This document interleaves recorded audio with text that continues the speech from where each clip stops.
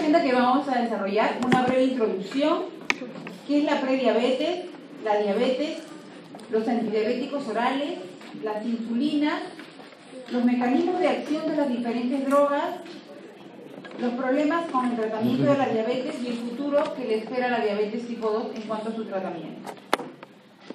Recordemos que la diabetes es una enfermedad progresiva caracterizada por un trastorno metabólico, que yo les he enseñado, donde se observan glicemias elevadas y complicaciones micro y macrovasculares. Primero se empieza con las macrovasculares, que aumentan la morbilidad y mortalidad, reduciendo la calidad de vida de quienes la padecen.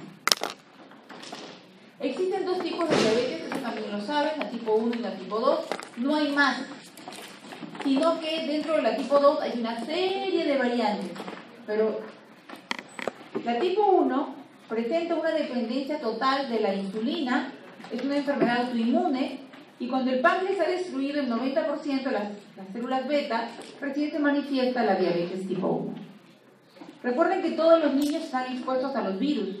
Ya les expliqué también, cuando les tuve la oportunidad de enseñarles esta parte, que no todos los niños van a reaccionar de la misma forma. Entonces uno ya nace con la predisposición para reaccionar ante determinados virus, cualquiera, sarampión, de la papera, Coxsackie, el que fuere, y se destruyen las células beta del páncreas. Con relación a la historia natural de la diabetes tipo 1, entonces tenemos la predisposición genética, la insulitis, la prediabetes y la diabetes en la cual el niño va a depender toda su vida de la insulina. La diabetes tipo 2 es totalmente distinta, 90 a 95% de los diabéticos del mundo tienen este tipo de diabetes. Primeramente va a haber resistencia a la acción de la insulina en el músculo, en el tejido adiposo y en el hígado. Luego va a haber un déficit en la secreción de insulina y aumento de la producción hepática de glucosa en ayunas y post-ingesta. Recordemos que la resistencia a la acción de la insulina va a conllevar al hiperinsulinismo o hiperinsulinemia. La resistencia a la acción de la insulina es un mecanismo patogénico importantísimo en la alteración de los hidratos de carbono, y esta hiperinsulinemia, como producto de la resistencia a la insulina, se va a manifestar a nivel del cuello, de las axilas y de las ingles por un incremento en la pigmentación de la piel, que es el depósito de la insulina. Repito, la resistencia a la insulina va a conllevar a hiperinsulinismo o hiperinsulinemia, la cual se va a manifestar a nivel de la piel oscureciéndola, y luego van a salir los lunares pequeñitos que ustedes los pueden ver como aterciopelados, y luego los acrocordones que ustedes ya lo pueden visualizar desde lejos incluso. Entonces, antes de ser diabético, porque nadie es diabético de un día para otro, pueden transcurrir entre 12, 15 o más años. Es la evolución natural de la diabetes. Si tenemos a un niño que nació macrosómico, 4 kilos o más, o nació menos de 2 kilos y medio, bajo peso, este niño tiene mayor predisposición a presentar diabetes tipo 2. Entonces, si la mamá ha cebado a ese niño y desde pequeño ha sido gordito, observamos su cuello de los 7, 8 años con acantosis, este niño puede debutar con diabetes a los 12 años de edad. Y este es un gran problema que tienen en estos momentos los Estados Unidos, especialmente en California, por la gran epidemia de diabetes tipo 2 en los niños-adolescentes. Entonces, esto es simplemente para recordarles que la diabetes tipo 2 tiene una progresión larga, que finalmente los gorditos, digan que no, van a terminar siendo diabéticos. Y mientras uno es prediabético, repito, mientras uno es prediabético, ya está ocurriendo el daño macrovascular. Por eso muchos diabéticos debutan con infarto al miocardio. Y aquí llamamos prediabetes. Se refieren a los niveles de glucosa por encima de los valores normales. ¿Y cuáles son los valores normales? Entre 60 a 100. Valores mayores a 100, repito, valores mayores a 100, tenemos que sospechar que el individuo es prediabético o incluso diabético. Es asintomático, conlleva complicaciones macrovasculares, ya se los mencioné. Aquí el tratamiento básicamente es reducir ese perímetro abdominal, que debe ser menor de 90 en el hombre y menor de 80 en la mujer, aumentar la actividad física, porque la actividad física es el principal insulino sensibilizador natural, así como lo es la metformina, que activa el GLUT4. El ejercicio es un insulino sensibilizador natural, va a disminuir la resistencia a la insulina. Entonces, si uno quiere evitar la diabetes, tiene que comer sano y mantener una cintura por debajo de 80 en la mujer y 90 en el varón. La prediabetes tiene dos componentes, que es la intolerancia a los hidratos de carbono y la alteración de la glucosa en ayunas.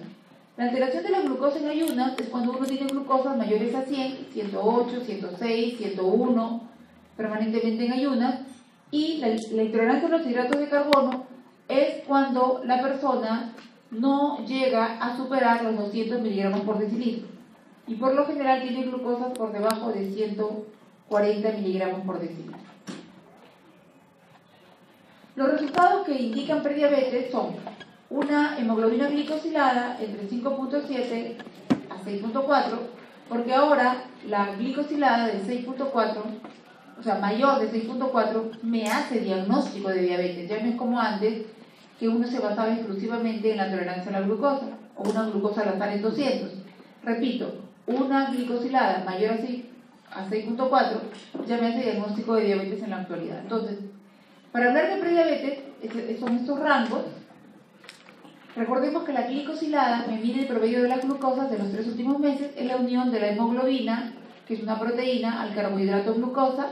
Primero se forman unas bases inestables, llamadas SHIF, y luego se forman los complejos de Amadori, que ya son irreversibles. La glucosa en ayunas, cuando está entre 100 y 125, nos habla también de prediabetes, pero hablamos específicamente del AGA, lo que les dije hace un momento. Encontramos en el paciente glucosas en ayunas en 104, en 108, en 110, pero no llega a ser mayor a 126. Recordemos que dos glucosas mayores o igual a 126 en dos momentos distintos en ayunas es diagnóstico de diabetes. Y una sola en cualquier momento del día, mayor a 200, es diagnóstico de diabetes tipo 2. En cualquier momento, en ayunas, después de almorzar, habiendo comido, en fin. Pero para hablar de 126 tenemos que tener las dos glucosas medidas en 2 días distintos y siempre en ayunas. Se puede hacer también una tolerancia a la glucosa, y si a las 2 horas se obtiene una glucosa entre 140 y 199, se le cataloga de prediabético. Pero si el paciente tiene 200 o más, se le cataloga de diabético. Resumiendo entonces, la prediabetes tiene 3 características: una glicosilada entre 5.7 y 6.4, una glucosa en ayunas entre 100 y 125, y un test de tolerancia a la glucosa, donde la persona a las 2 horas del test se encuentra entre 140 y 199. Con relación a la prediabetes, lo más importante es el cambio de estilo de vida y tratar otros factores de riesgo. Recuerden que los prediabéticos por lo general son gorditos, tienen el colesterol alto, por eso dice ahí que tenemos que tratar en ellos, la base es la dieta y el ejercicio, pero si encontramos dislipidemia, tenemos que tratarla. Si encontramos hipertensión arterial, también tenemos que tratarla. Y ya les enseñé que la mayoría de diabéticos son previamente hipertensos, o al poco tiempo de ser el diagnóstico de diabetes debutan con hipertensión arterial, porque yo les he enseñado que el exceso de insulina durante muchos años daña el endotelio, y el endotelio produce, ¿qué cosa? Empieza con O, sigue la N. ¿Qué produce? Muy bien, más fuerte. El óxido nítrico u óxido nitroso, que es el más potente que vaso. ¿Vaso qué, chicos? Vasodilatador. Oye, ustedes son mis chicos, ¿ah? No se olviden. Tienen que responder en coro. Les estoy preguntando cosas que ya les he enseñado. Por eso es que los pacientes diabéticos o prediabéticos terminan muchas veces hipertensos por este exceso de insulina durante muchos años. Bien, si el paciente no se controla, podemos hacer uso, o sea, tenemos un paciente prediabético, gordito, que hace sus ejercicios, pero permanentemente está con glucosas en 108, 110, pero ustedes quieren ayudar a ese paciente, le pueden dar un insulino sensibilizador. El más importante y el más usado en el mundo es la metformina. Metformina, hay de 500 miligramos, 750, 850 y de 1 gramo. ¿Sí?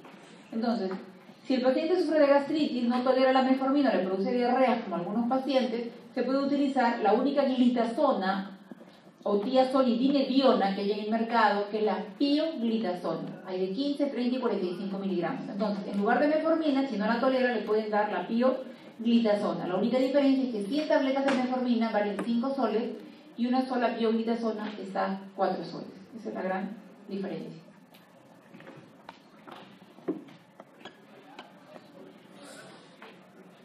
Bien, este es el famoso octeto ominoso de Defronzo, que me encantó. Lo propuso hace como 9 años más o menos, pero fíjense, qué interesante. Aquí abarca todo el abanico de la fisiopatología de la diabetes. ¿Qué cosas vamos a tener en la diabetes? ¿Por qué se explicaría la hiperglicemia en el diabético? Hay un efecto disminuido de las incretinas, la más importante la GLP-1, hay una lipólisis aumentada, por eso hay ácidos grasos libres que ocupan el lugar del receptor, ya les enseñé, de la insulina, y va a producir resistencia a la insulina. Hay un aumento de la reabsorción de glucosa a nivel renal, ahora les voy a hablar del SGLT2, y hay fármacos que bloquean esta acción. Entonces, al estar incrementada la reabsorción de glucosa, va a condicionar hiperglicemia. También va a haber captación de glucosa disminuida por la resistencia a la insulina, especialmente a nivel muscular. Hay una disminución de la acción de los neurotransmisores y hay fármacos que actúan a ese nivel, como la bromocriptina y otros que les voy a mencionar. Hay un aumento en la producción hepática de glucosa, la neoglucogénesis. Hay un aumento de la secreción de glucagón por las células alfa, que va a actuar sobre el hígado, que guardaba glucosa en forma de polímero que guardaba la glucosa en forma de polímero glucógeno, y este es vertido hacia la sangre. Entonces, también hay aumento de la secreción de glucagón, que tiene la acción de actuar sobre el hígado para que éste secrete la glucosa guardada. Y hay una secreción de insulina alterada, se pierden los pulsos, eso también se los he enseñado, de liberación rápida y sostenida a la vez de insulina. Todo esto conlleva a diabetes, en este caso tipo 2. Y en la actualidad la ciencia ha avanzado tanto que hay un fármaco para cada etiología. Hay un fármaco, repito, para cada etiología. Nuestro arsenal terapéutico es abundante. Por eso es que ustedes, como futuros endocrinólogos o futuros, médicos que van a ver diabéticos, tienen que tenerlo presente, porque esto es un arte. Pero así salga el fármaco más moderno y el más eficiente, ninguno va a reemplazar a la dieta y a la actividad física. Lastimosamente nuestros pacientes diabéticos no lo hacen y ya saben cómo terminan. Es un reto el que tienen que hacer ustedes, sensibilizar a sus pacientes y sobre todo hacer promoción para charlas sobre nutrición, ejercicio, prevenir la diabetes, que es mucho más importante que tratarla. Bien, debemos tener presentes las metas individualizadas. Ya les dije que la glicosilada me va a medir la glucosa de los 3 últimos meses, el promedio de estas. La hemoglobina glicosilada actualmente se preconiza que sea menor de 6,5 para los pacientes diabéticos que no tengan una enfermedad grave y con un bajo riesgo de hipoglicemia. Por ejemplo, en pacientes que no tengan insuficiencia renal, porque si tienen insuficiencia renal, mucho cuidado. El paciente tiene más riesgo de hacer hipoglicemia, o si tiene insuficiencia hepática, también tiene más riesgo de hacer hipoglicemia. ¿En quiénes podemos aceptar una glicosilada mayor a 6,5? Para los pacientes con enfermedad grave y con riesgo de hipoglicemia, como los dos casos que les he mencionado, insuficiencia hepática e insuficiencia renal, que tienden a hacer hipoglicemia. Estas son las diferentes abreviaturas que les va a servir muchísimo los que quieran ser endocrinólogos y los que quieren aprender un poco más sobre la diabetes, y acá hay muchas de las abreviaturas que se utilizan para los fármacos. Algoritmo en tratamiento de la diabetes. Ya les dije lo más importante: cambio en el estilo de vida, tienen que modificar su estilo de vida, dieta y actividad física. Si tenemos una hemoglobina glicosilada en un diabético menor de 7,5, basta con una monoterapia. La ideal, la favorita por el mundo, es la metformina, Pero si no la tolera, pueden utilizar otras, que yo les voy a desarrollar hoy en clase, que están en esa lista. Agonistas del receptor de GLP-1, los bloqueadores de los canales que reabsorben glucosa a nivel renal, los inhibidores de la enzima dipeptidasa 4, los inhibidores de la alfa-glicosidasa, el más conocido el glucobay, que es la carbosa, que lo retiraron de Perú por los gases que producía, las tiazolidindiona, lo único que nos queda en el mundo es la pioglitazona, y las sulfonilurias y las glinidas, que también les voy a hablar de ello. Entonces, si tienen un paciente diabético con glicosilada menor a 7,5, opten por cambio de estilo de vida, que es la base, y ejercicios, más una metformina. Ya les dije también que hay de 500, 750, 850 y 1 gramo. Lo ideal es no pasarse de 2 gramos al día. Pueden darle más, pero ningún efecto le va a hacer ya. Si la glicosilada es mayor de 7,5, a la metformina le van a agregar cualquier otra de las que están en esa lista, incluyendo una insulina basal.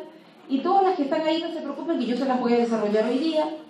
Y si el paciente no responde a esta terapia dual, mantiene aún glicosiladas mayor a 7,5, porque ustedes a los 3 meses lo han evaluado con su glicosilada, recuerden que se pide cada 3 meses.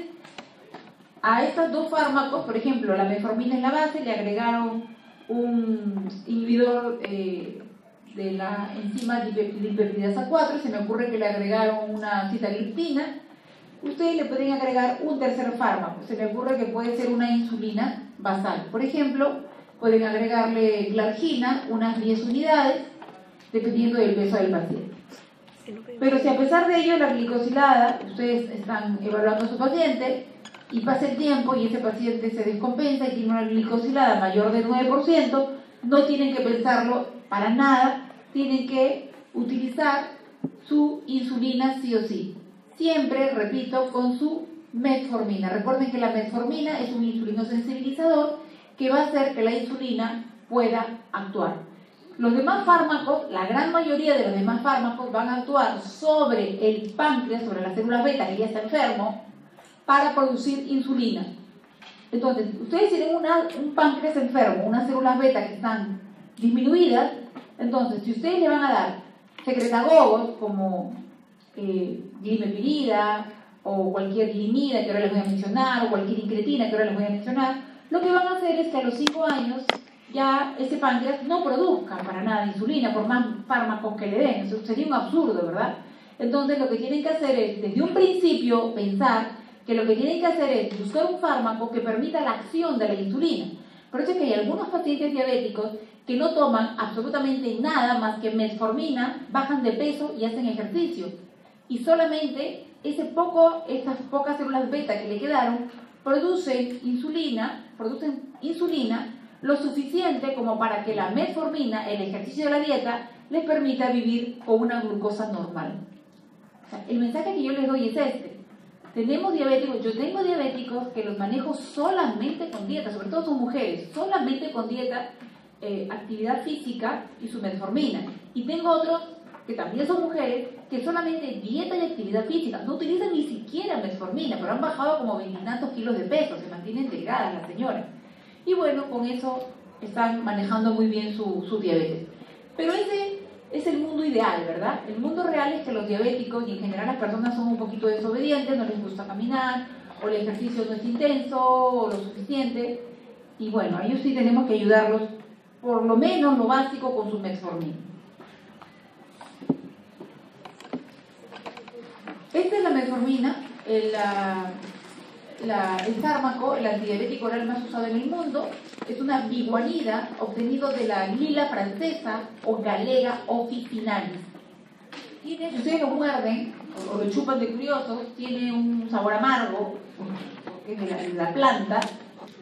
Por sí sola no produce hipoglicemia, es una maravilla, y se ha demostrado que reduce el riesgo de trastornos macro y microvasculares. No actúa sobre el páncreas, repito, no actúa sobre el páncreas. La metformina actúa sobre cada una de las células, activando el GLUT4, en este caso en el músculo, y va a permitir, no solamente en el músculo, también en el hígado, pero les pongo el ejemplo principal, para permitir la entrada, el acoplamiento de la insulina a su receptor. Es una maravilla. Se puede dar hasta 2 gramos al día. Hay médicos que le dan más a su paciente, toman 3 gramos al día, los súper gorditos, pero valgan verdades, no tienen un mayor efecto. Si desean, lo pueden combinar con cualquier otro de los fármacos, inclusive con la insulina, porque la base del tratamiento es en este caso, si hablamos de fármacos, la base del tratamiento es la metformina. Aquí está su mecanismo de acción. Incrementa la captación de la glucosa a nivel de músculo, a nivel hepático, también disminuye la gluconeogénesis, no permite nueva formación de glucosa, disminuye la oxidación de los ácidos grasos y aumenta la sensibilidad hepática a la insulina. Por eso se le considera un insulino sensibilizador. El segundo gran grupo, ya les hablé de las biguanidas, ¿verdad? El primer gran grupo de los antidiabéticos orales son las biguanidas. Actualmente en el mundo lo único que nos queda es la metformina. Habían otros, metformina, fenformina, pero fue retirado porque la fenformina produjo acidosis láctica. Entonces el único que nos queda ahorita es la metformina.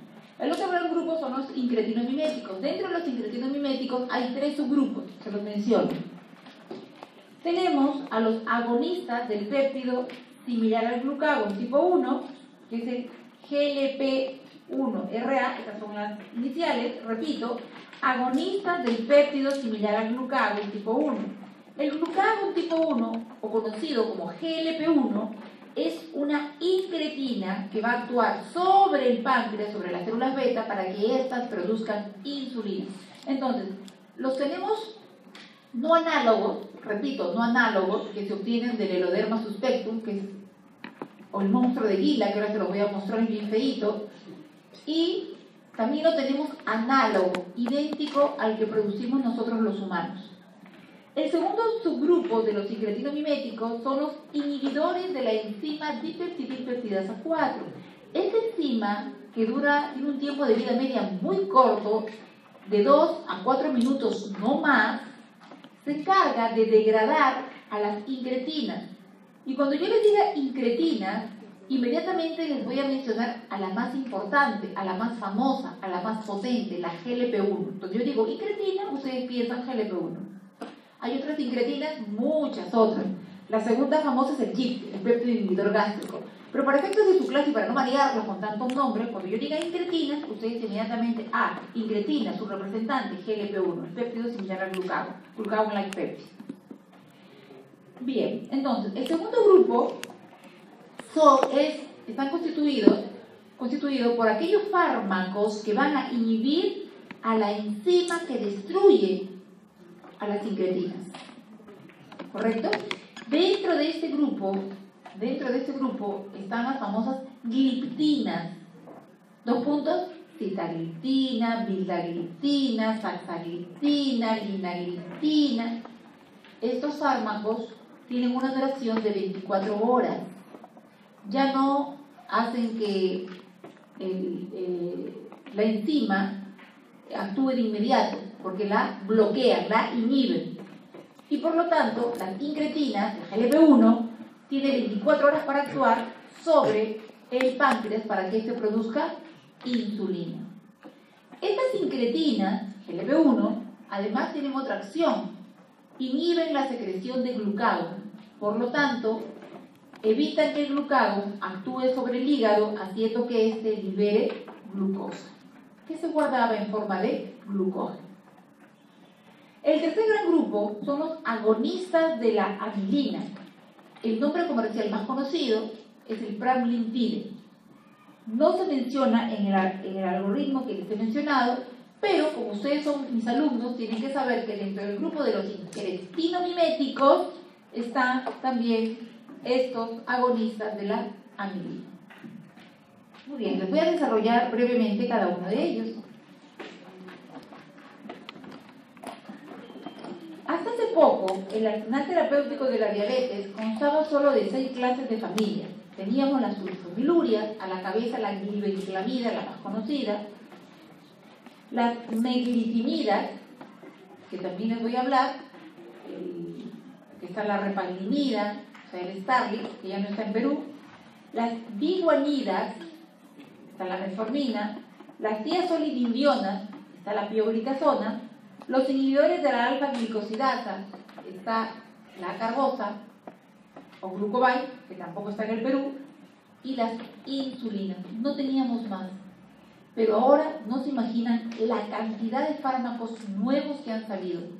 Por eso es que yo aproveché esta clase para que ustedes sean alumnos muy bien informados de cómo vamos en la actualidad y que cuando terminen medicina, dentro de 3-4 años, van a ver muchos más. Con el conocimiento del efecto incretina, GLP-1, se ha fomentado la investigación para el desarrollo de moléculas de GLP-1 resistentes a su destrucción por su respectiva enzima, o bien los inhibidores de la enzima. Entonces, tenemos moléculas, repito, moléculas muy poderosas que imitan a la GLP-1, la imitan, replican su acción, y la dipeptidasa 4, la enzima que la destruye, no le puede hacer nada. Son poderosas, son los análogos de la GLP-1. Ya les dije que tengo el derivado no análogo, el derivado del Eloderma suspectum, el monstruo de Gila, uno bien feito, y el análogo propiamente dicho, que es idéntico al nuestro. Y lo otro, que se administra todo subcutáneamente. Y el otro es a través de tabletas o comprimidos. Estos sí son aquellos que actúan directamente sobre la enzima que destruye a la GLP-1 para evitar que ésta actúe. Y por lo tanto tenemos más tiempo circulando a la GLP-1 para que pueda actuar sobre el páncreas para que se produzca insulina. Pero esta droga, los inhibidores de la DPP4 son drogas inteligentes porque solamente actúan cuando la glucosa es mayor a 100. Si no, el páncreas no puede liberar insulina. Por eso se llaman drogas inteligentes. La potenciación del efecto incretina ha permitido el desarrollo de 3 nuevas familias. Los agonistas del receptor del péptido similar al glucagón, que ya les mencioné, los inhibidores de la dipeptidasa 4, que ya les mencioné, y los agonistas de la amilina. Entonces, ¿qué efectos tienen estos incretinos miméticos? Actúan sobre el cerebro produciendo saciedad y actúan sobre el estómago enlenteciendo el vaciamiento gástrico. E indirectamente, ¿qué es lo que hace? Al aumentar la secreción de insulina a nivel del músculo, al haber insulina, va a haber una mayor captación de glucosa, y a nivel del hígado, recuerden lo que les expliqué, todos los incretinos miméticos, todos, van a hacer que se libere insulina, pero van a bloquear la secreción de glucagón. Por lo tanto, al no haber glucagón, este no va a poder actuar. Porque ¿qué acción tiene el glucagón? Actúa sobre el hígado para que éste libere la glucosa guardada. Entonces, todos los incretinos miméticos bloquean la acción del glucagón. Por lo tanto, ahí está la explicación, se disminuye la síntesis de glucosa. Muy bien, vamos a desarrollar cada uno de ellos brevemente, una diapositiva, máximo 2 para cada uno. Este es el agonista del receptor de GLP-1, pero no análogo. Repito, agonista del receptor de GLP-1 no análogo, porque se obtiene de la saliva de este Eloderma suspectum, que se encuentra al sur de los Estados Unidos. ¿Cómo se aplican? Ya les dije, todos se aplican subcutáneamente como si fuesen los lapiceros de la insulina. El nombre más conocido en nuestro país es el Byetta, B-Y-E-T-A, Byetta, de Laboratorios Lilly. 5 microgramos 2 veces al día, hasta 10 microgramos 2 veces al día. Se dice que, y se recomienda, no usar junto con la insulina porque el paciente puede hacer hipoglicemia. Y dentro de sus efectos, repito, dentro de sus efectos, porque más o menos dura 6 horas, está el ayudar al paciente a bajar de peso. Este sí es análogo, es idéntico al nuestro, el lixisenatida, actúa uniéndose al receptor de GLP-1 potenciando la secreción de insulina por el páncreas. Y la dipeptidasa 4 no le puede hacer nada, o sea, no degrada, no lo degrada porque es resistente. Igualmente, la dosis inicial son 10 microgramos una vez al día durante 14 días. La dosis de mantenimiento también es una vez al día y se aplica en forma subcutánea. Entonces, en Perú, este es el más famoso, el no análogo, el único que tenemos, el Vieta, el no análogo. Y también, estas presentaciones, así como son diarias, 1 o 2 veces al día, también tenemos presentación LAR, todo con mayúscula, LAR, de liberación prolongada, que se aplica solo una vez a la semana porque su efecto dura una semana. Dentro de los análogos, es decir, que es idéntico al que tenemos nosotros, tenemos a dixitrenatida, liraglutida, albiglutida y muchos otros más, repito, y muchos otros más, pero les estoy mencionando los más famosos y los que van a encontrar en Perú. En Perú van a encontrar la liraglutida con el nombre de Victoza, V, B de vaca, Y, Victoza. La dosis es única diaria, se inicia con 0,6 miligramos y luego se incrementa a 1,2 o 1,8. Quizás de todos los tratamientos que he utilizado en mi experiencia clínica, con el que mejor me ha ido es con Victoza. Y sí, efectivamente, los pacientes bajan de peso. Es muy, muy efectivo, sobre todo para aquellos diabéticos que usan insulina. Lo que yo he hecho es bajarles un poco su dosis de insulina y agregarles su Victoza. Se obtiene de las Saccharomyces cerevisiae y, como les mencioné, ayuda a bajar de peso. ¿En quiénes tienen que tener cuidado, queridos alumnos? En aquellos pacientes que tienen antecedentes de cáncer de tiroides y sobre todo en el cáncer medular de tiroides.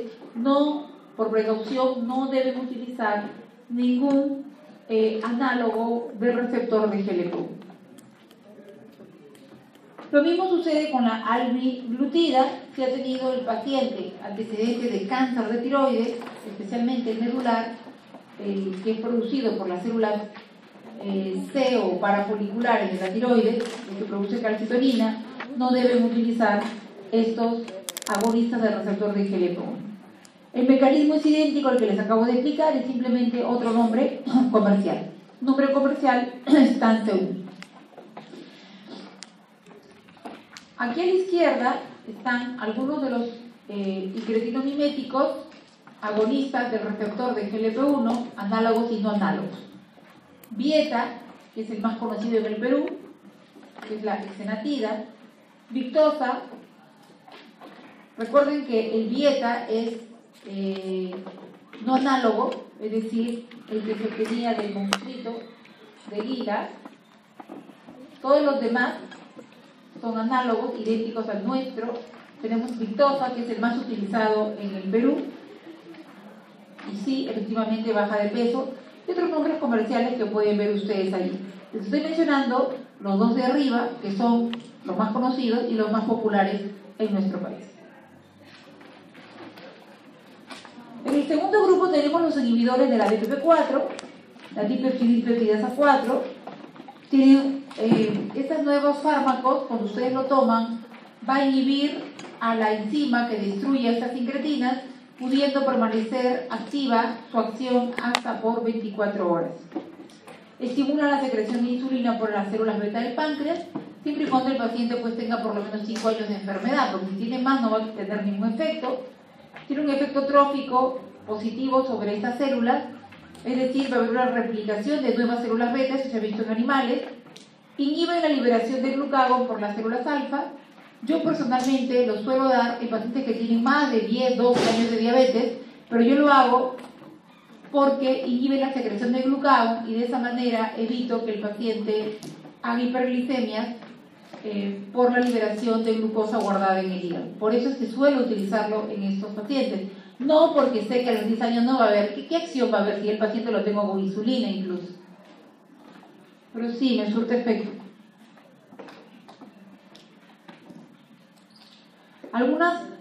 algunos nombres que pueden encontrar ustedes en el mercado. El más conocido en Perú es la sitagliptina. Uno de los inhibidores de la dimetilpeptidasa 4 más famosos, más conocidos, es la sitagliptina de 100 miligramos, que en Perú se vende con el nombre de Januvia. Y yo les he dicho que todos estos fármacos tienen que ir asociados con un insulino sensibilizador. Hay dos insulinos sensibilizadores, ya les he mencionado. El único representante de las iguanidas, que es la metformina, y el único representante de las tiazolidindionas, que es la pioglitazona. Entonces, por eso es que actualmente Januvia ya viene en un solo comprimido mezclado con metformina, se llama Janumet. Y así, los demás inhibidores de la DPP4 también ya vienen asociados en la actualidad con metformina. Ya vienen los comprimidos listos con la mezcla con la metformina. Bien, continuamos con los nombres comerciales brevemente. Inhibidores de la DPP4, ya les mencioné la sitagliptina, que se vende como Januvia por el laboratorio Merck&Co.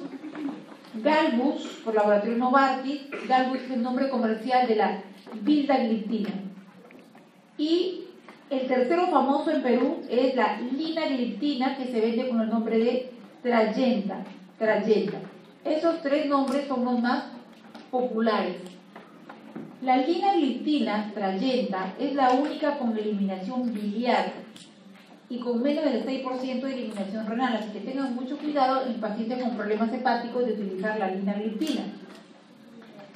Otros, como la alogliptina, tienen nombres comerciales distintos. La Januvia, que viene mezclada con la metformina Janumet, lo mismo que el Galbus, que viene mezclado con la metformina, que es el Galbus B. El tercer gran grupo de los incretinomiméticos son los agonistas de la amilina. Recientemente utilizados, la pramlintide, y es bien cara, se administra subcutáneamente. La amilina es el polipéptido amiloide del islote, es una hormona que se almacena y se concentra junto con la insulina en las células beta. Su liberación es estimulada por la ingestión de alimentos, por el glucagon, el GLP-1 y agonistas colinérgicos. Sus acciones son similares a las de la GLP-1, con la diferencia que no potencia la secreción de insulina. Entonces, si yo les he enseñado que la GLP-1, que es una incretina, y en general todos los incretinos miméticos tienen una acción de saciedad, o sea, tienen dos mecanismos de saciedad, uno a nivel central, y el otro a nivel gástrico, enlenteciendo el vaciamiento gástrico. Entonces, bajo esta premisa es que se utilizan los agonistas de la amilina. A nivel, aquí está, si yo tengo saciedad, voy a tener pérdida de apetito, y tengo retraso de vaciamiento gástrico, voy a tener pérdida de apetito, va a haber una disminución de la glucosa y por lo tanto una inhibición de la secreción también del glucagón. Estos son los efectos que tienen las incretinas o los incretinomiméticos. La pramlintide, o pramlintida en español, es el primer análogo sintético de la amilina, desarrollado para impedir la tendencia que tiene la amilina humana de agregarse y formar partículas solubles y adherirse a la superficie. Los receptores de amilina se encuentran especialmente en el sistema nervioso central, donde regulan varios tejidos periféricos. El páncreas, inhibiendo la secreción de glucagón, y el tracto gastrointestinal, retardando el vaciamiento gástrico. Los niveles de amilina son deficientes en los diabéticos tipo 1 e insuficientes en los diabéticos tipo 2. Por lo tanto, la pramlintida puede utilizarse tanto en los diabéticos tipo 1 como en los diabéticos tipo 2. Nombre comercial, Timlin, y esta se administra subcutáneamente, tal cual se administra la insulina. Y esto se administra antes de cada comida. Entonces, antes de las 3 comidas principales, antes del desayuno, almuerzo y cena. Muy bien, vamos a pasar ahora al tercer grupo de fármacos. A nivel renal, la glucosa se reabsorbe. En los diabéticos, esta reabsorción está hiperexpresada. Existen dos tipos de canales por donde se reabsorbe, el tipo 1 y el tipo 2. Los fármacos actuales actúan sobre el tipo 2, ya que estos canales tipo 2 reabsorben el 90% de la glucosa a nivel renal. Por lo tanto, repito, los fármacos actuales bloquean a este nivel y de esta manera se pierden buenas cantidades, más de 300 calorías al día se pierde eliminando la glucosa. Recuerden que un gramo, aún no nos han enseñado todavía nutrición, ¿no? Un gramo de glucosa tiene 4 calorías. Bueno, por eso es que los pacientes que utilizan estos fármacos, como la canaglifosina y la dapaglifosina, pierden peso. Pero tiene un efecto secundario que a mí no me gusta, por eso hasta el día de hoy yo no lo receto. Al incrementar el nivel de glucosa en la orina, y obviamente lo van a miccionar, es un alimento para las bacterias, es un alimento para los hongos. Por eso es que yo no lo doy, porque yo no quiero que mi paciente presente infecciones urinarias. Habiendo tanto arsenal terapéutico, ¿por qué voy a utilizar uno que me puede tener ese efecto secundario? Y lo otro es que han habido estudios que han demostrado que puede producir cetoacidosis incluso con normoglicemia, y tiene un efecto también sobre el glucagón. Entonces, en conclusión, yo prefiero no utilizarlo, pero igual se los enseño. Es mi opinión. Ahí están los dos cotransportadores fundamentales, el GLT1 y el GLT2, todo lo que les he explicado. En las personas con diabetes la expresión de GLT2 está aumentada, ¿no? Y este cotransportador reabsorbe el 90%. Aquí está lo que les mencioné, más de 300 calorías se pierden diariamente, más o menos se concentran 80 gramos de glucosa a nivel renal, multipliquen por 4, son 320 calorías que se pierden diariamente. Estos son los dos fármacos más conocidos en el Perú, la dapaglifosina y la canaglifosina. El nombre comercial que van a encontrarlo en nuestro país es la Invocana y Farxiga, que me atormentan porque no les voy a recetar. Que me sigan atormentando. No. Hay otros médicos que lo hacen, ¿no? Habido tanto arsenal, no le veo, sinceramente. Bueno, el cuarto gran grupo son los inhibidores de la alfa-glicosidasa, conocidos con las siglas AGI. Inhiben de forma competitiva a las alfa-glicosidasas, que ahí las pueden ver, situadas en el cepillo del enterocito, dan lugar a una ligera disminución de la glucosa después de comer. Debe administrarse con el primer bocado de cada comida, desayuno, almuerzo y cena. Los nombres más conocidos son la carbosa y el militol, pero debido a sus efectos secundarios terribles, pero me iba muy bien, pobre mis abuelitos. Esto yo le daba a mis abuelitos, tenían mucha gases, dolor abdominal y a veces diarrea. Y por eso es que por esas molestias fue retirado, pero realmente yo pienso, ¿no? Si uno busca un lugar estratégico, pero bueno, se incomodaban algunos. Y fue retirado incluso de Perú. El más conocido, el más usado fue el Glucovay, que lo vendía Laboratorios Bayer, cuyo componente era la acarbosa. Buenísimo, buenísimo el chico. Muy bueno. Se empezaba con 50 miligramos antes de cada comida y luego la meta era llegar a 100. El quinto gran grupo son las glitazonas o las tiosolivinedionas o tiosolivinedionas, es exactamente lo mismo, o TZD. Mejora la sensibilidad de los tejidos, es un insulino sensibilizador, igual que la chicos, muy bien, igual que ¿qué? Que la metformina. Pero la gran diferencia, porque tienen diferencias, aparte del precio, la gran diferencia es que la metformina me va a bajar de peso, me baja de peso. Las glitazonas no me bajan de peso, incluso me pueden subir 1 kilo o 2 kilos de peso. Pero la ventaja que tiene la glitazona es que actúan sobre el hígado graso, actúan sobre los PPARs, receptores de los peroxisomas. Entonces, tiene unas ventajas muy buenas la pioglitazona, muy buenas. Pero si ustedes quieren a un paciente bajarlo de peso y que tenga todos los beneficios que ya les he mencionado, a ojo cerrado elijan la metformina. Bien, la única glitazona que existe ahorita en el mundo es la pioglitazona.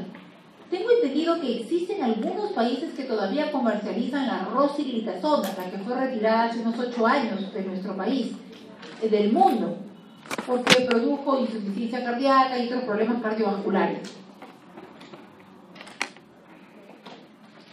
Aquí está lo que les dije, actúan uniéndose a la molécula de los PPAR gamma, un grupo de receptores intracelulares dentro del núcleo, una maravilla. ¿Y qué es lo que hacen? Disminuye la resistencia a la insulina, la diferenciación del adipocito, se inhibe la angiogénesis, que eso es muy malo para los vasos. Los niveles de leptina disminuyen, causando un aumento del apetito. Eso es el efecto contraproducente, por eso es que sube de peso. Y caen los niveles de ciertas interleuquinas y aumentan los niveles de adiponectina. Químicamente, los miembros de esta clase son derivados de la tiazolidinediona. Incluyen a la rosiglitazona, que fue retirado. Algunos países de Latinoamérica tengo entendido que lo tienen por allí. La pioglitazona en las ratas produjo cáncer de vejiga. Bueno, hasta ahora no le ha pasado nada a mis pobres pacientes. Los utilizo en aquellos que no puedo utilizar metformina. Y ha demostrado también que en algunas personas que tienen tendencia a la osteoporosis produce mayor descalcificación. La troglitazona fue una de las primeras glitazonas, les estoy hablando cuando yo estaba haciendo mi residencia hace 20 y tantos años, que la utilicé, y posteriormente se retiró del mercado porque produjo hepatitis conocida como hepatitis inducida por fármacos. De los agentes experimentales se encuentran varios, uno de ellos era siglitazona. Y así como yo les estoy hablando ahorita, en el mundo se están trabajando con muchas moléculas que no se han gestado ahora, chicos. Para que una molécula, son cientos de moléculas que se van gestando durante 15 a 20 años y solamente una llega a salir de ese universo, de ese grupo de moléculas. Sexto grupo, sistema por dilatación, sulfonilurias. Actúan aumentando la liberación de insulina, se considera un típico secretagogo, se unen a los canales de potasio, eso ya les enseñé, dependientes de ATP.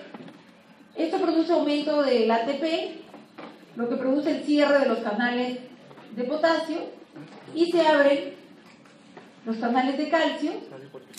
El ingreso del calcio hace que se liberen por exocitosis la insulina. Las insulinas, las sulfonilurias más conocidas en el mercado son la glibenclamida y la glimepirida.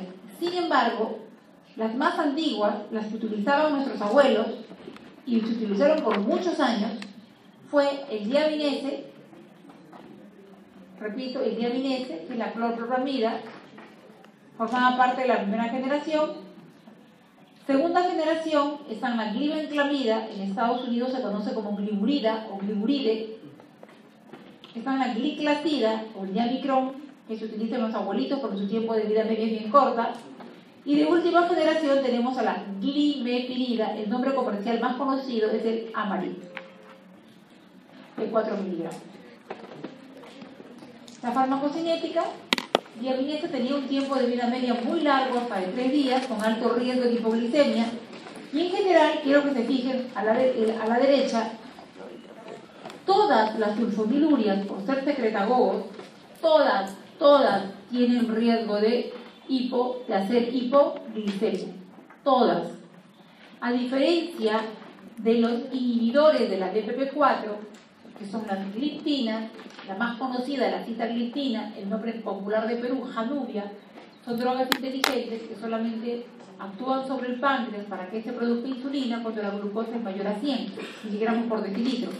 Por lo tanto, el riesgo de hipoglicemia es mínimo, no digo ausente, pero el riesgo de hipoglicemia con sitagliptina y en general con las gliptinas, que son las drogas que inhiben a la dipeptidilpiasa 4, tiene un menor riesgo de hipoglicemia. Pero todas las sulfonilurias, unas más que otras, tienen un alto riesgo de hipoglicemia. ¿Por qué? Porque actúan directa y permanentemente sobre el páncreas para que se produzca insulina. No tiene nada que ver si comió, si la glucosa está en 120, si la glucosa está en 70, en 80, no interesa, siempre está actuando. Por eso es que hay mayor riesgo de hipoglicemia y peor aún si el paciente tiene insuficiencia renal. ¿Por qué? Porque la droga está mucho más tiempo circulando. Séptimo grupo, meglitinidas o glinidas. Al igual que las sulfonilurias, tiene el mismo efecto, aumenta el ATP, los canales de potasio, los canales de calcio, crece el calcio.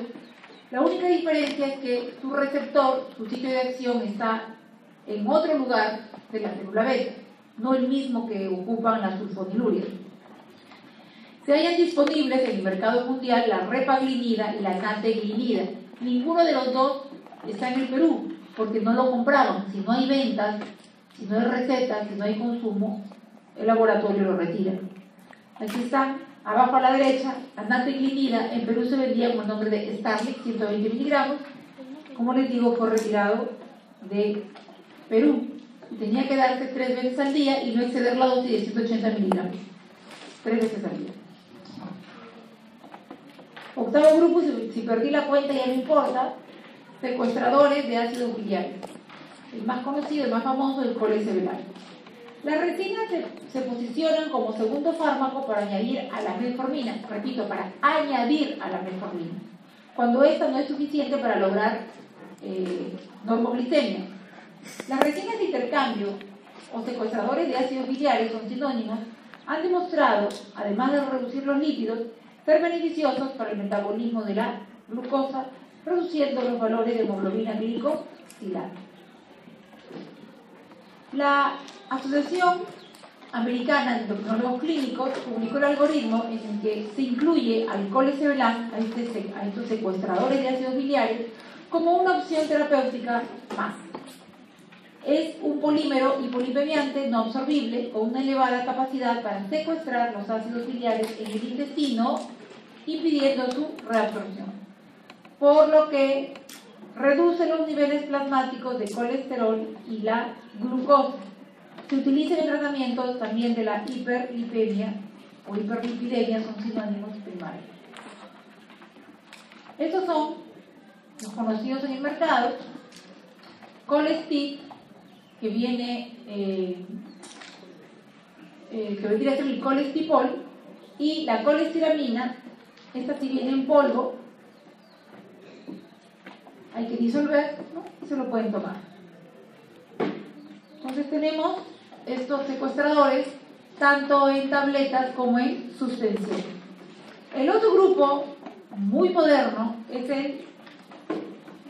la bromocriptina de liberación rápida, en inglés bromocriptin quick release, liberación rápida, nombre comercial Ciclocet, esto nomás hay en Estados Unidos.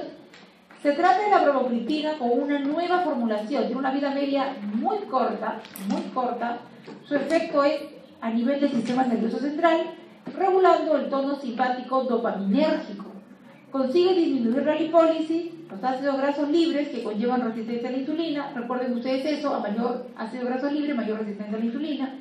Es un mecanismo de acción distinto y ha demostrado también disminuir la hemoglobina glicosilada. La única ventaja, la ventaja importante es que no produce hipoglicemia ni incremento de peso. Efectos secundarios: náuseas, mareos y astenia. Muy bien. Todo lo que les he mencionado, queridos alumnos, es el arsenal terapéutico que actualmente tenemos, que no tiene nada que ver con el otro espectro de la insulina. Si ustedes me preguntan qué haría yo con un paciente diabético, un paciente diabético que tiene pocos años, pero siempre está con glicosiladas mayores a 7.5, mire, yo no lo pienso dos veces. Yo al paciente le doy una insulina basal. Ningún daño le voy a hacer, porque le voy a dar lo que su cuerpo ya no produce. Pero muchas veces los médicos no motivan al paciente, el paciente cree que la insulina es lo último y que se va a morir, que se va a quedar ciego, porque lo relaciona justamente que los médicos utilizamos la insulina ya cuando el paciente está después de 15, 20 años o más y está con insuficiencia renal, está con retinopatía, está ciego, amputado y recién está usando insulina. Entonces el paciente relaciona la insulina con la catástrofe. Por eso es que muchas veces se niega a usar insulina. Pero si lo sensibilizamos al paciente, lo instruimos, lo educamos y uno mismo empieza por creer en que la insulina es una alternativa muy buena cuando se utiliza prontamente a bajas dosis. Da muy buenos resultados. Bueno, yo lo hago. Yo no quiero que mi paciente termine con insuficiencia renal o amputado. Porque terminan muy mal los pacientes diabéticos. Bueno, ¿en qué casos usamos insulina? Llamamos insulina basal aquellas insulinas de acción prolongada. La más antigua, conocida probablemente por todos ustedes, es la NPH neutral, pero también Hagedorn, porque Hagedorn le agregó un compuesto para que durase más tiempo la insulina. Pero actualmente tenemos unas que son buenísimas, que son idénticas a la de nosotros, son por ingeniería genética, son idénticas. Tenemos un arsenal. La más utilizada en estos momentos es la glargina, que se vende con el nombre de Lantus o con el nombre de Basaglar, y en otros países con el nombre de Abasaglar, o sea, en lugar de Basaglar le han agregado una Abasaglar. Es la insulina glargina, que se aplica solo una vez al día, monodosis. Entonces es una insulina basal, pero además se estila aplicar bolos, es decir, basal bolo. Le ponen un basal, por ejemplo, 20 unidades de Lantus, y le ponen sus bolos al paciente de desayuno, almuerzo y cena, 5 minutos antes del desayuno, almuerzo y cena, 3-5-3 o 5-5-5, dependiendo del peso del paciente, de lo que les voy a explicar ahorita. Y su metformina. No se olviden de su metformina, porque es un insulino sensibilizador. Ahora, ¿existen insulinas premezcladas? Sí, donde ya viene combinada la insulina de acción prolongada con la insulina de acción rápida. Sí existe. ¿Hay muchos nombres comerciales? Sí, también. La más conocida, la más popular en el Perú, es la insulina Mix. En Perú lo que más se usa es la famosa Mix 25, 75% de lenta y 25% de rápida. Se aplica antes del desayuno, almuerzo y cena, y hay que aplicarlo 3 veces. Ya allí no aplican nada de lo que les he dicho, receteen. Ya no aplican su basal, su esquema basal bolo, que es la Lantus basal, y su bolo de la Lispro. No, ya no aplican eso, resetean. Y ustedes dicen, puedo utilizar esta opción donde ya viene mezclada lo prolongado con lo rápido, y pueden utilizar en su paciente, porque es un arte, el tratamiento de la diabetes es un arte. Pueden utilizar, por ejemplo, 15 en el desayuno, 20 en el almuerzo y 10 en la cena. Antes del desayuno, almuerzo y cena, y lo controlan al paciente, porque todo paciente diabético tiene que tener su glucómetro en casa, aunque se hace una chancha, pero ningún diabético, y mucho menos si usa insulina, va a estar a ciegas en su casa, por favor. Y por ahí le dan su insulina Lispro para la rápida, la de acción ultra rápida, para que tenga en su refri. Entonces el paciente sabe que si algún día tiene glucosa por arriba de 160, tiene que aplicarse 2 unidades, más de 200, 3 unidades, más de 250, 5 unidades, y más de 300 puede aplicarse hasta 7 unidades, y todo el tiempo está con las glucosas normales del paciente.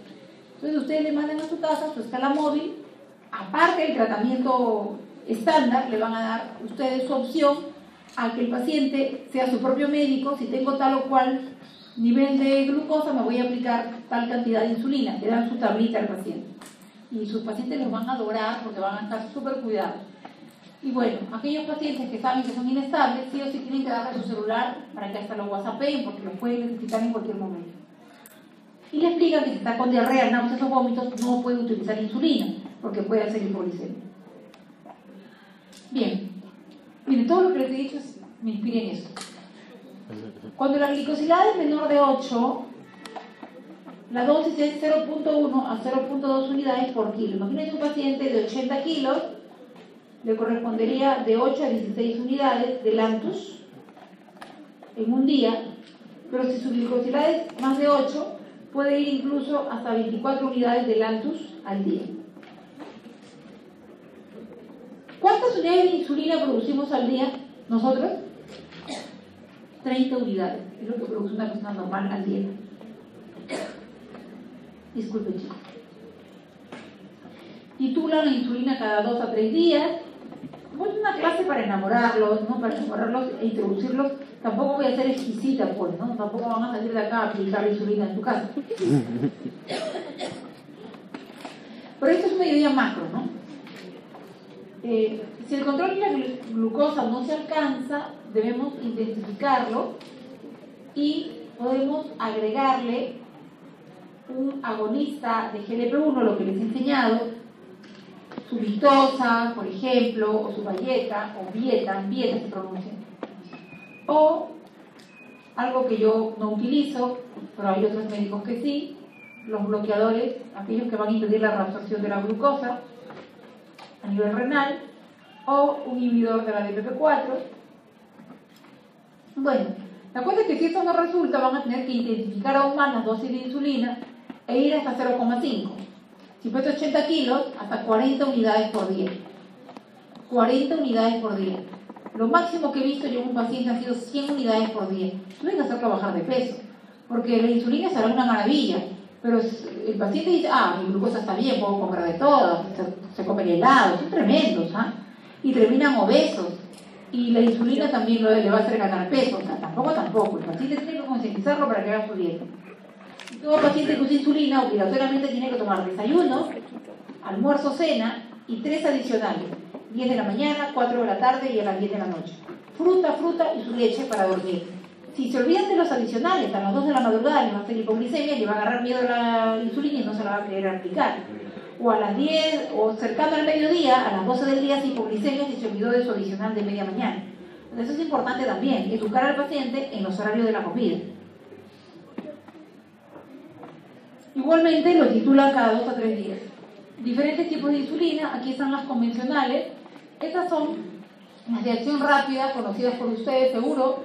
La insulina C o cristalina, también conocida como insulina R, que significa rápida. Esto es lo más conocido. Esto de acá, repito, es lo más conocido. Tenemos también la insulina NPH, la de Hagedorn. En honor a él se le puso el NPH, neutral, pero también Hagedorn le agregó la protamina e hizo que los cristales, la glucosa no se convirtiese tan rápidamente en monómero. Aquí está el nombre más conocido mundialmente, Humulin N, y de la rápida Humulin R. Esos son los dos conocidos mundialmente. Esto es súper barato, chicos, si no tienen para comprar los análogos de insulina que son idénticos a nuestra insulina, su familiar no tiene, ni modo, pues tienen que comprar estas. Esta le cuesta el frasco 20 soles, 40 soles. Esta de acá está el lapicero 150 soles, o sea, son caras. Sí, son bien caras. Son buenísimas. Bueno, también por eso escogí el hospital de la Fuerza Aérea, porque yo amo a mis pacientes lo que quieran, pero en el 2 de mayo mis pacientes se morían, pobrecillos. Me tuve que ir a la FAP. Análogos, claro, no es médico, no tiene que salvar vidas. Análogos de insulina de acción rápida, tenemos al Humalog, este es el más conocido de todos, es la insulina Lispro. Les voy a hablar primero del nombre químico y luego les hablo del nombre comercial, ¿ya? Para ser éticos. La insulina Lispro, nombre comercial, Humalog, laboratorios Lilly, este es el más conocido. Actúa, chicos, a los 5 minutos y dura exageradamente 2 horas. Ustedes le aplican, imagínense un paciente que está con glucosa en 300, le aplican 7 unidades, nunca se pasen de 7 unidades, ¿ya? Así tenga 500, no se pasen de 7 unidades, le vuelven a venir a la hora y van titulando. Les podría decir más, pero lo voy a variar. El asunto es que un diabético, por más que tenga la glucosa alta, no le pueden colocar, la doctora nos ha enseñado que con esta insulina le baja de inmediato. No se van a colocar y le van a poner 20 unidades al paciente, porque se pasa hipoglucemia, existen 500. Vayan despacio. Lo que hacen es hidratar al paciente. Si está la vía oral, está consciente, le van a dar agua hidratándolo con paciencia. Cada hora le miden y le van colocando su insulina. 5 unidades. Cuando ya esté cercano a 200, ya dejan de aplicarle la insulina y simplemente lo siguen hidratando. Pero no es que, ya está 300, es mi tío, tío, la doctora me enseñó, ve para que 200, que te van a clavar 20 unidades. Su tío se va a ir a su casa y a las 3 horas la tía la va a llamar desesperada, que el tío no despierta, no hagan eso. Pobre su tía, viuda. Otros nombres tenemos a la insulina aspártica, a la insulina glumicina. Esta es la segunda famosa, chicos. Estos tres son famosísimos, ¿ya? La lispro, la aspártica y la glumicina. Esta es la Humalog, la más famosa de todas, la Novorapid y la Pidra. Estas son famosísimas. Las tres se encuentran en Perú. Repito, las tres se encuentran en Perú. Y análogos de acción lenta, la glargina, que es la más famosa, y la Detemir, que es la Levemir. Las dos son famosas, famosísimas. La más utilizada es la glargina. Y las premezcladas que ya les enseñé que cualquier cosa que diga mix por adelante, mix es premezclada. Y ustedes eligen, según su paciente, qué es lo que quieren. Lo que yo más uso es la 75-25, pero también hay 50-50. Y otras más. Todo lo que se imaginen ahí. Acá están los diferentes tipos de insulina, los nombres comerciales, al cabo de cuánto tiempo inician su acción. Ahí está, como les dije, rapidísima la Humalog. Y su máximo dura 2 horas. Es una maravilla, por eso es que ustedes pueden utilizarla sin temor. Ahora todas vienen en forma de lapicero, chicos, observen. Incluso hasta un cieguito podría utilizarlo porque cada clic es una unidad. Yo me aplico por decir 15 unidades, soy cieguito pero no sordito. Clic, llego a 15 y me lo aplico ya sea en el hombro, en el muslo, en el abdomen, tejido celular subcutáneo. Lo ideal es hacer un pliegue con la mano izquierda, un pliegue y se coloca la insulina. Utilicen la agujita para lapicero de 4 milímetros, que es la mejor de todas, porque si es muy larga y llega al músculo, no me conviene porque se va a absorber muy rápido la insulina, y lo que yo quiero es que la insulina tenga su verdadero tiempo de acción, ¿no? Ay, chicos, ¿están despiertos? ¿Están atentos? Ya. Estoy tratando de darles lo mejor. Y miren que no les estoy comentando mucho porque son muchos nombres, yo lo sé y no los quiero marear. También existe, que no llegó a Perú nunca, la insulina inhalada, se llama Exubera, otro nombre comercial es Afrezza. No pegó, lastimosamente no pegó. Su acción es igual que aplicarse insulina lispro, Humalog, de acción rápida que les acabo de enseñar, pero repito, en nuestro país no pegó, se comercializó en Europa, fue incluso retirada de diversos países. Y bueno, de todas maneras, como yo quiero que ustedes sepan todo, porque son muy chicos, ahí tienen la imagen de la insulina inhalada y los dos nombres comerciales. Esto es simplemente para mencionarles que ahora la insulina, esta lo ha hecho, la insulina Lispro, venía antes de 100 unidades por mililitro. Ustedes, por ejemplo, le aplicaban al paciente, tenía glucosa en 200. Yo les hago una escala móvil a ustedes que a partir de 200 a 250 le van a aplicar al paciente 3 unidades. Entonces, les llega el paciente, me dicen, profesora, el paciente tiene 215. Ok, Miguel, ¿cuánto le corresponde? Ya, según la escala que usted me ha dado, le corresponde 3 unidades. Ok, pone 3 unidades. Entonces, se le colocaban las 3 unidades con una determinada cantidad de líquido, de insulina. Sin embargo, ahora, Miguel no se debe confundir. Le va a colocar las mismas 3 unidades, pero ese lapicero está graduado de tal manera que le va a colocar menos líquido. es como que la insulina está más concentrada, pero no le va a colocar menos cantidad de líquido, o sea, no le va a colocar menos unidades, le va a colocar las mismas 3 unidades, pero al colocarle las 3 unidades, le está colocando menos cantidad de líquido, porque ya el lapicero, o pen, así le llaman pen, está preparado para que la persona reciba menos volumen. ¿Y por qué han hecho esto? Porque hay personas, chicos, en determinados lugares X, que no les narro más porque sería más larga la clase, que necesitan 10 unidades, sobre todo los tipo 1, 10 unidades de lispro, mañana, tarde y noche, 10.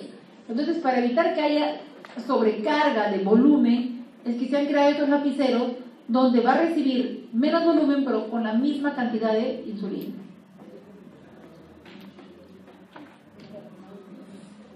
Resumiendo lo que les he dicho, lo que les hablé del Espronto, del octeto,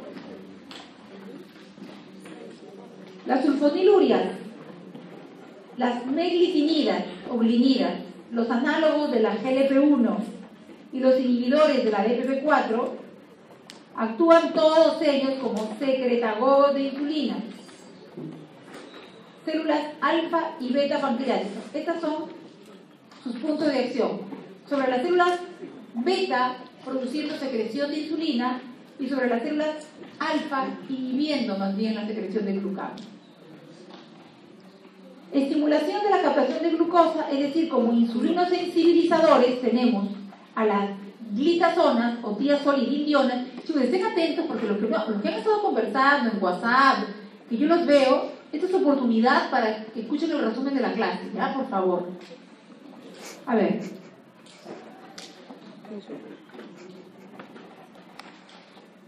El grupo de insulinosensibilizadores son las tiazolidindionas, la metformina y la insulina. La insulina per se también actúa como un insulinosensibilizador. Pero mucho cuidado, porque a mayor insulina, mayor ganancia de peso. Estimulación de la captación de glucosa, por algo es un insulinosensibilizador, y su principal acción, porque también actúa sobre el hígado, su principal acción es sobre el músculo. ¿Quiénes inhiben la producción de glucosa? Es decir, a nivel hepático, la metformina, las glitazonas y la insulina. ¿Quiénes actúan sobre el intestino, inhibiendo la reabsorción, la absorción de glucosa? Son los inhibidores de la alfa-glicosidasa. Ya le dije que en Perú había la acarbosa, se vendía como Glucovite. Lo retiraron del mercado porque producía muchos gases, flatulencia. Yo lo usaba en mis abuelitos. 50 miligramos 3 veces al día. Me decían que tenía que llegar a 100, 100, 100, pero ya los pobres abuelitos no podían con 50, 50, 50. Muchos gases. Y otro, el colesevelam, también actúa aquí, lo que les he mencionado. Ajá. A nivel de los neurotransmisores, mejorando la actividad de la dopamina y la glicemia, tenemos a la bromocriptina quick release, lo que ya les enseñé también en el ciclo 6. Y a nivel renal tenemos, recordando que el riñón, el SGLT2, reabsorbe el 90% de la glucosa, tenemos a las drogas, los inhibidores de estos cotransportadores, la canaglifosina y la dapaglifosina, las más famosas en Perú. ¿Entendieron el resumen? ¿Alguien me puede decir que sí? Qué lindos son. Esto simplemente para mencionar lo más resaltante. Obviamente que lo que está en azul ni lo miren porque no tiene efecto, pero por ejemplo, ¿quiénes producen hipoglicemia? Se van acá. Yo les dije que todas las sulfonilurias y en general los secretagogos, las glinidas o meglitinidas como la repaglinida, el starlip, y todas las sulfonilurias todas, chicos, todas. Glibenclamida, glibenclamida, peor la que ya no está en el mercado, la diaminese, que fue la primera generación, todas producen hipoglicemia. ¿Qué otras producen hipoglicemia en el arsenal terapéutico? Obviamente la insulina. Igualmente, ¿quiénes tienen que ver con el peso? Las glitazonas. Ya les dije que ocurre la ganancia de peso porque bloquea la acción de la leptina. Y la leptina pues es la que nos produce saciedad, la que nos mantiene delgado. Entonces, es una maravilla la pioglitazona, pero tiene ese efecto sobre la ganancia de peso. También, ¿quién me hace ganar de peso? La insulina. Y así por el estilo, se lo pueden revisar. Todo lo que está en azul neutral no tiene efecto. Problemas con el tratamiento de la diabetes está enmarcado en un contexto de reducción de los factores de riesgo cardiovasculares, dentro de los cuales se resalta el hábito de fumar, los estilos de vida, el control de la presión arterial, el control de lípidos, requiriendo muchas veces el tratamiento con las estatinas, la más usada en nuestro país, la atorvastatina de 20 y 40 miligramos, se da en las noches, porque recuerden por el ciclo circadiano del cortisol, del ciclo circadiano del colesterol, el 75% del colesterol se produce en el hígado en la noche. ¿Sabían eso? Por eso es que estos fármacos, estatinas, bloquean a la enzima que fabrica el colesterol. ¿Alguien recuerda el nombre de la enzima que fabrica el colesterol? 3-hidroxi, 3-metil, glutaril, coenzima A reductasa. Este es el nombre de la bendita enzima que es bloqueada por estos fármacos que se dan en las noches. Ya les expliqué el motivo. El más conocido es la atorvastatina, aunque también está la simvastatina, que es mucho más económico el precio. Lovastatina y otros. Se ha demostrado que el control glicémico retarda y reduce la progresión de las complicaciones microvasculares. Cuando yo hablo de complicaciones microvasculares, me estoy refiriendo a la retinopatía y a la nefropatía. Macrovasculares, me estoy refiriendo a las enfermedades cardiovasculares en general.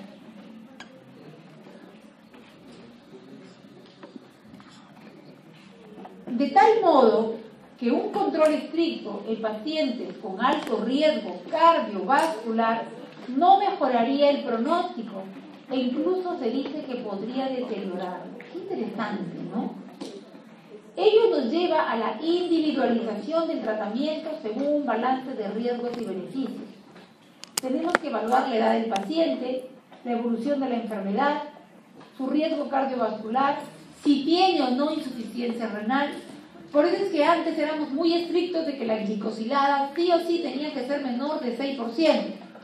Luego se dieron cuenta que más bien en las personas que tenían alto riesgo les producía, era contraproducente y fallecían. Entonces se aceptó incluso hasta 7, otras escuelas hasta 7.5 en los pacientes que tienen otras comorbilidades. En ese aspecto, el valor de la glicosilada propuesto en la actualidad como punto de partida es el 7%. En unos se propugna ajustar al máximo la glicosilada, al tiempo que otros se podrá hacer más laxos en los objetivos. De tal modo que la gradación de la hemoglobina glicosilada no debe considerarse como algo rígido, sino como una sugerencia. Bueno, yo tengo 25 años como médico y en la especialidad 23 años, desde el año 2005, 23 años, desde el año 95. Pero yo les digo una cosa, chicos, les soy sumamente sincera. Tantos años que veo pacientes diabéticos y son como mis hijos, mis abuelitos, yo sí procuro educarlo desde un principio, porque si yo voy a recibir un paciente que tiene 15 años de diabético, con todas las complicaciones de encima y encima insuficiencia renal, tampoco le voy a exigir que tenga una glicosilada pegada en 6. Pero si es un diabético que recién debuta, yo sí le exijo que su glicosilada sea menor de 6. Yo sí le exijo esto. ¿Por qué no? Si lo puedo lograr con él, ¿por qué no? ¿Por qué voy a ser permeable ya cuando el pobre tiene todas las... Yo mejor evito que aparezcan esas complicaciones. Las sulfonilurias, las meglitimidas y las glitazonas se asocian a ganancia de peso, eso ya les expliqué en el cuadro también. Las sulfonilurias, las meglitimidas y la insulina se asocian a hipoglicemia. La carbosa a trastornos gastrointestinales, que son los inhibidores de la alfa-glicosilasa que le daban a mis abuelitos, que se retiró del mercado. De Perú, en el mundo hay. Las tiazolidindionas, la única que me queda es la pioglitazona, debe usarse, yo la uso, pero tener cuidado porque se ha visto cáncer de vejiga, esto sobre todo en las ratas, y ha habido un estudio que ha demostrado también un incremento de la descalcificación con riesgo de osteoporosis. Las glitazonas producen edema periférico e incrementan la insuficiencia cardíaca congestiva, por lo tanto está contraindicada en pacientes que tienen insuficiencia cardíaca grado 2, antes era grado 3, ahora grado 2. Entonces, no utilicen pioglitazona por más que sea una maravilla. Si el paciente no tolera la metformina o tiene insuficiencia renal, no pueden usar metformina, pues sencillamente no la toleran, pues diarreas, gases, no lo toleran, hay pacientes que no lo toleran. Y ustedes quieren cambiarle la pio, no utilicen pio si su paciente tiene insuficiencia cardíaca, no lo utilicen. Si tienen otra alternativa, pueden utilizar los inhibidores de la enzima de la los inhibidores de la DPP4, de la dipeptidasa 4. Que ya les mencioné que en Perú lo más común, lo más conocido es la sitagliptina, la januvia.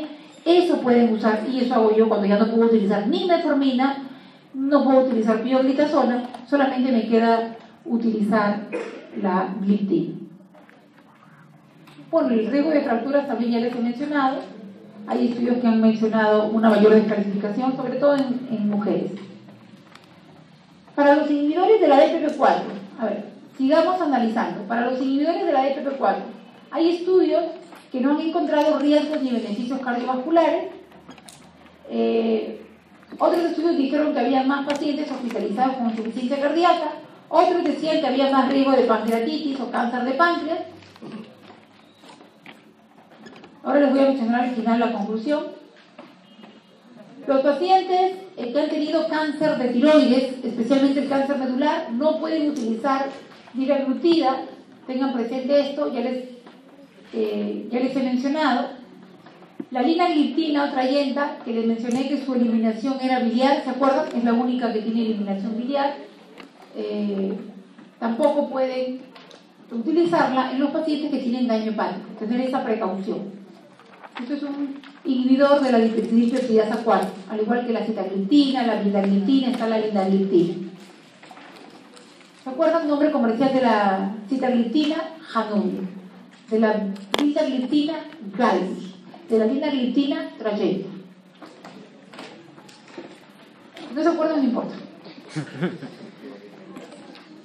Y esto ya, lo último de que me terminó por convencer que yo no debía utilizar a estos cotransportadores de la reabsorción de la glucosa a nivel renal, el SGLT2, que es el que reabsorbe el 90%, los fármacos que inhiben a este cotransportador no debo utilizarlo porque, ahí están todos los nombres comerciales, todos hay en Perú, los dos son los más famosos, la cana y la DAPA, porque puede provocar cetoacidosis, aún con normoglicemia.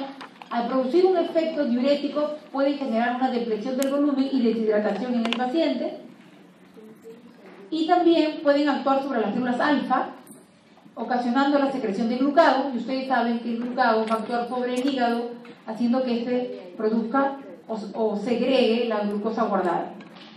Además pueden producir mayor número de infecciones urinarias, ya sea por hongos también, tanto en hombres como en mujeres.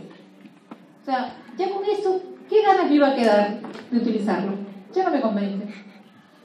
Al ser fármacos recientes, se desconoce sus efectos sobre las complicaciones micro y macrovasculares. Futuro de la diabetes.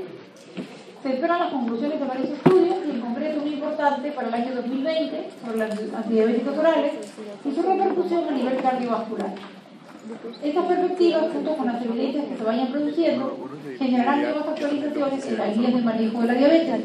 Lo cierto es que hay un estudio llamado TECOS, así tal cual TECOS, que demostró que la sitagliptina no tiene mayor riesgo cardiovascular. Y la FDA, la Food Drug Administration de los Estados Unidos, obliga a cualquier fármaco que salga al mercado a demostrar que no tiene efecto sobre, en general, no tiene riesgo cardiovascular. Lo obliga. Ningún fármaco puede salir ahora si no ha demostrado que no tiene riesgo cardiovascular. No digo beneficio, digo riesgo cardiovascular. Entonces, la sitagliptina de Merck & Dohme demostró con el estudio TECOS que no tenía riesgo cardiovascular. Acá está, ya adelanté. Este es el estudio TECOS. Durante 3 años se estudiaron a más de 14.600 pacientes y eso fue lo que se demostró. Y actualmente se habla de una combinación de un trasplante, escuchen chicos, trasplante de células madre humanas y fármacos antidiabéticos. Ha demostrado ser muy eficaz en el control del peso corporal y el metabolismo de la glucosa en un modelo de ratón con diabetes tipo 2. Los resultados ya han sido publicados y podrían sentar las bases para futuros ensayos clínicos, diseñados con el objetivo de probar la primera terapia basada en células madre para el reemplazo de la insulina en pacientes con diabetes tipo 2. Y ustedes dirán, ¿de dónde sacan estas células madre? Yo les voy a decir de dónde sacan las células madre. Hay varias maneras de sacar células madre. Una de las más usadas y a la vez más, ¿cómo podríamos decir?, criticadas, son aquellos, así como existen los bancos de sangre, existen los bancos de los huevos. Cuando una mujer no puede tener niños o quiere postergar su maternidad, puede guardar con su pareja el óvulo con el espermatozoide, es decir, el óvulo ya fecundado, lo guarda en la etapa de blastocisto y lo guarda. Entonces, existen muchos bancos en el mundo con estas reservas y justamente de estas reservas es que se obtienen las verdaderas células madre, porque el blastocisto tiene células totipotentes que según donde se ubiquen el tejido o el órgano donde se ubiquen se van a replicar y se están utilizando. Otra manera de obtener células madre es de nuestra propia médula ósea y otra manera es del cordón umbilical, ni bien nace el bebé.